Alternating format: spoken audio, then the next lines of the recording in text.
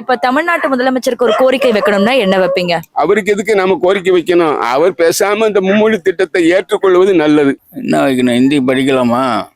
எப்படி ஐயான்னு கேட்கணும். அதெல்லாம் முடியாதுன்னா நம்ம என்ன பண்ண முடியும்? ஹிந்தி கோரிக்கை வைக்கிறாங்க தான். இப்போ ஹிந்தி படித்தா நல்லது. அப்போ முதலமைச்சர் மந்திரிகள்லாம் ஹிந்தி படிக்கிறீங்களே, நாங்கள் ஏன் படிக்கக்கூடாதுன்னு கேட்கலாம். அவர்கிட்ட வச்சுக்கின்னா கண்டிப்பாக மும்மொழி கொள்கையை கொண்டு வரணும். அவர் தனிப்பட்ட அரசியல் இல்லாமல் கண்டிப்பாக எல்லாத்துக்கும் தேவையான ஒரு மொழியை கொண்டு வரணும். எல்லாரும் பிள்ளைகள் படிக்கணும் ஹிந்தி.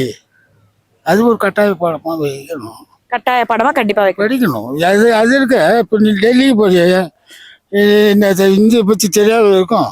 உங்களுக்கும் ஹிந்தி தெரியும். நீ இருக்கப்படும் என்ன சொல்கிற? டெல்லியில் போய் உட்காடுறீங்க, போடுறீங்க, பேசுறீங்க. அப்போ ஹிந்தி பேசுறது உனக்கு தெரியுமில்ல.